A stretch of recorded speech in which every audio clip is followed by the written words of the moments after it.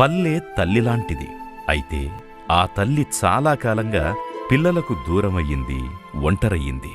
ఉన్నత చదువుల కోసం, ఉపాధి కోసం, తాము కన్న కల కోసం యువజనం పల్లె నుంచి వలసబాట పడుతున్నారు.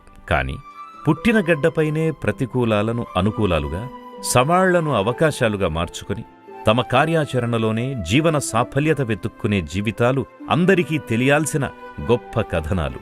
ఇవే సిసలైన విజయగాథలు. వీటిపై వెలుగురేఖలు ప్రసరించేదే రూరల్ మీడియా.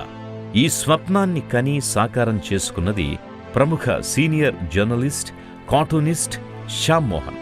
జర్నలిజానికి మానవీయ కోణాన్ని బలంగా జోడించి నిన్నటి వరకు లోకానికి తెలియని కథనాలు వెలికితీసి వెతికి పట్టి అందించడమే కాకుండా ఆయా జీవితాల్లోని విలువలను గుప్పెట్లో ఒడిసి పట్టుకుని దేదీప్యం చేస్తోంది రూరల్ మీడియా.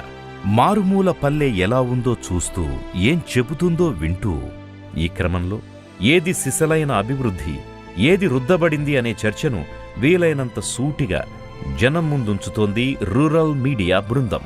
వీరి కృషికి వైఎస్ఆర్ అచీవ్మెంట్ అవార్డును అందిస్తోంది ఆంధ్రప్రదేశ్ ప్రభుత్వం.